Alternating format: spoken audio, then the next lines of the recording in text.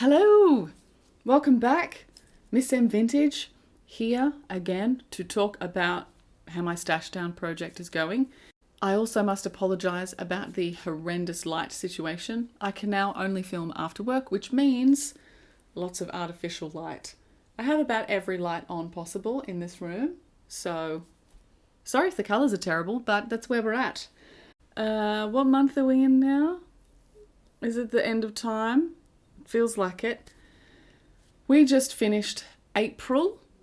My stash down goals each month this year have been that the grams net out of my stash is more than my grams purchased in. What I am discovering though is that as I clean up the house or look in a new drawer, I discover more yarn that I previously had but hadn't counted. I'm not really counting that as stash in, it's just purchased in is really what I'm going for. But it's now time to have a look at April. How did I go? What did I get up to? What do you think? Do you think I smashed it? Or do you think that I have added net to my stash? What do you reckon? Let's see. All right, the first thing that I finished in April, I'd been working on it for a very long time. It is this Aboriginal flag adult-sized striped crochet blanket. This was a feat. I got really into it when I first started, and then I just kind of dissolved and I stopped working on it. I don't really know why. And then I thought, I want to clear that yarn out of the stash. It will count towards my total. This yellow was my cast on edge, just worked in stripes, and then did a black border, and then it was still too short lengthwise because it had to be at least 1.6 meters long.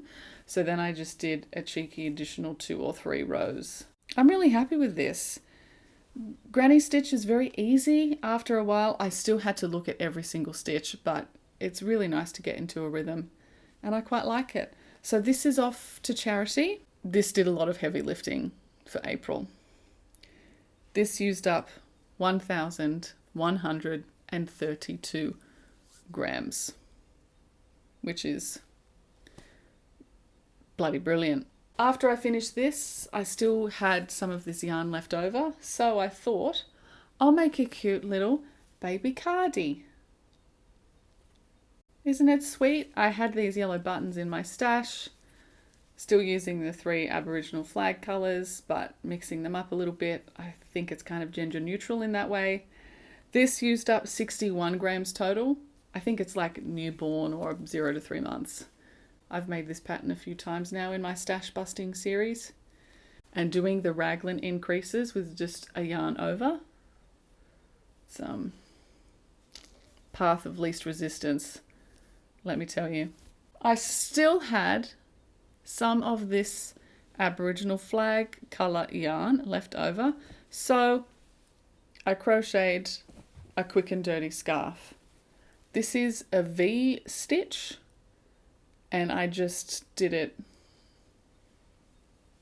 in those colours until I ran out because I had kind of odd lengths left of each, but I'm pretty happy with it. See? Look how cute that is. This used up the rest of all of this yarn I just crocheted until I had nothing left, and this was 74 grams. Next up, you might remember me buying some all-in-one granny square yarn by Red Heart. I got it from Spotlight, and I've already finished a scarf with that. You can see my previous works for that one, but I couldn't help myself and I bought another colorway, which was called Black Dove. And I made another scarf. This one is 15 squares long. I used up all of the squares. It's going to be pretty toasty. And then again, I went around the outside edge with some leftover Marvel 8-ply that I have in my stash. Honestly, I don't think you can tell. I still use the same 5mm crochet hook, and If people can tell and give me bad feedback about it, then I don't need them in my life, I think. But this will go into the Mother's Day market, which is happening in May.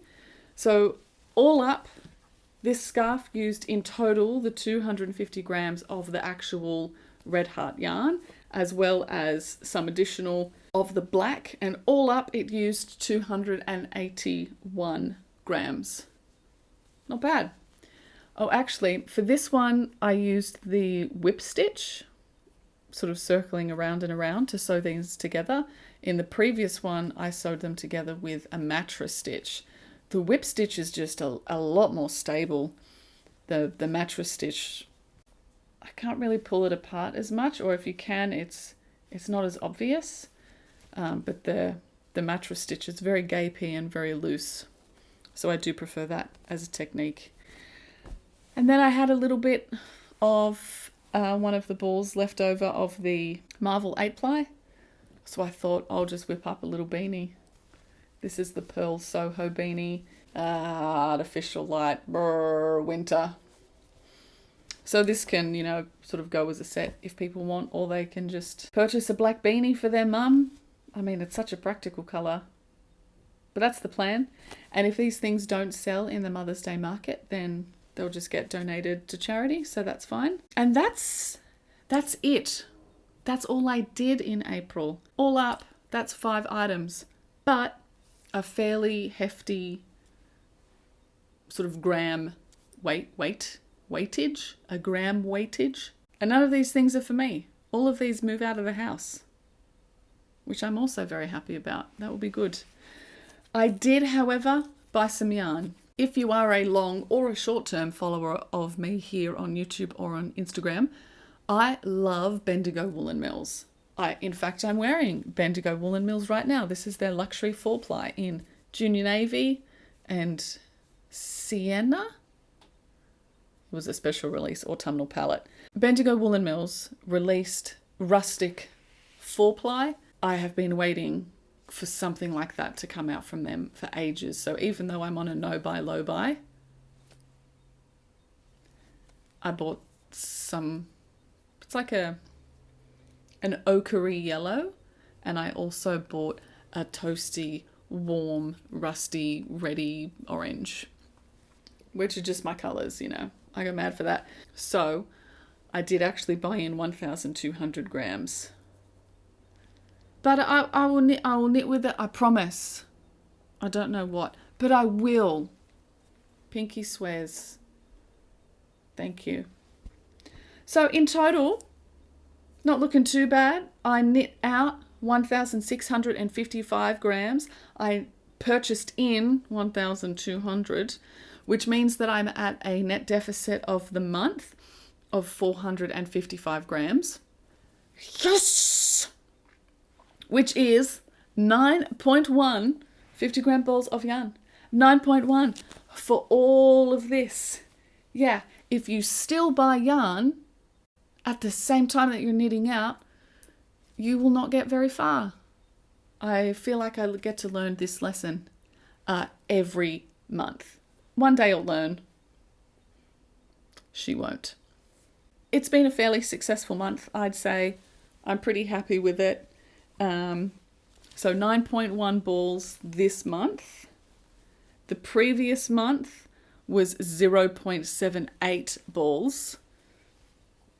That's when I bought a bunch of yarn though, so. My biggest month so far was February, 22.52 balls out, but I didn't buy any yarn then. That was all just knit out. January, I knit out 2.48 balls. So really, this is my second best. It would be good if it was more, always more. But I just have to knit with the yarn that I have and not keep buying it and falling in love with more. That's the problem. There's so much beautiful yarn out there and I want to rescue it. And then sit in it like this and be warm and cozy and happy with my handicrafts. In total, so far this year, the running total is 34.88 balls of yarn knit out. Not bad. I want it to be more. I have to stop buying. That's what it is. yeah, that's it for my April update. I'm looking for big things in May. I'd like to knit some more stuff for myself. I really need some 4-ply jumpers for myself. I'm sure I have a few in the works or in my stash squirreled away. I've got options that can work. What are your knitting plans if you're in Australia and we're coming into winter? Are you already knitting summer stuff, or are you like, gosh, I need these things for winter? And if you're going into a warmer climate, same thing. Are you just knitting summer stuff? Are you just knitting stuff in cotton and in linen, or are you already planning for the next winter that you go into? What are you doing? How do you do that seasonally? It's been lovely catching up with you. Thank you very much for tuning in. You can find me on Ravelry. All of my details for my projects with photos and information and stuff like that is there. It's Showgirl Boring. And follow me on Instagram. I'm miss_m_vintage. I'll see you at the end of May and we'll see how we've gone. Later. It was pouring with rain today, so I'm doing my best windscreen wiper impersonation.